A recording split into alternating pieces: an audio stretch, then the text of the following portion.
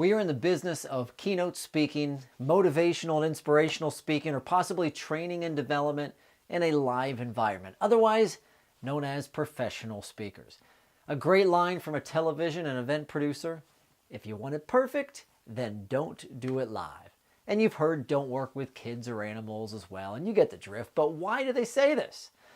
Because if something can go wrong, it will. And maybe not right away, but at some point, if you're in this business, something will go wrong during your speech, and it may be completely out of your control.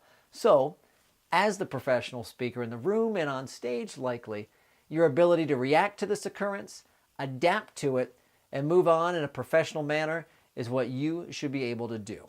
So when was the last time you thought about what you'd actually do if the microphone goes off? You trip and fall off the stage, or there's an obnoxiously loud clanging or a crash from behind stage or in the catering tunnel and everyone hears it. What if, and what do you do when? So, with the many things I have personally experienced, along with help from friends and expert members from the National Speakers Association, I thought I'd share some things you might consider when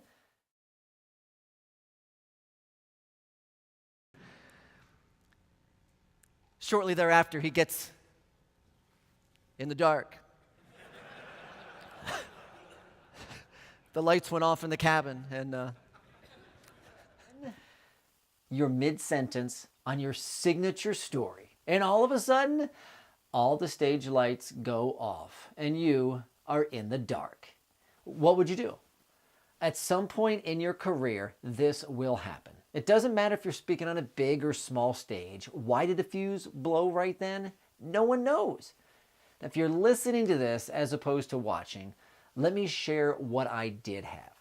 I still had audio. If they can't hear you, the show is over. If they can't see you, you still have a chance.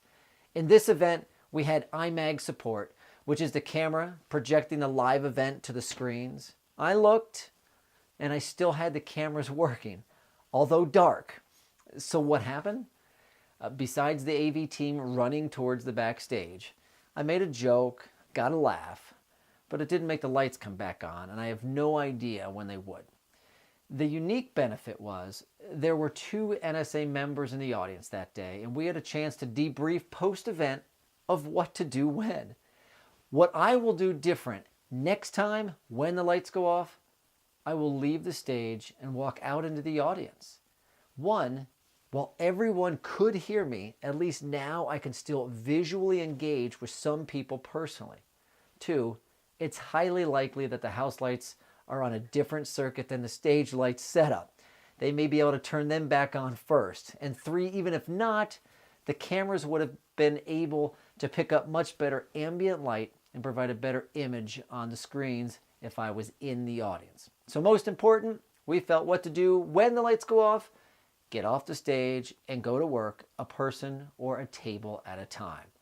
Thank you to CSP CPAE Connie Podesta and CSP Ford Sakes for our discussions that day. It's not if it will happen, it's when. Hopefully this helps answer what you will do when the lights go off. Now, if this has happened to you, we'd love to hear what you did, what you learned, and what you do different next time.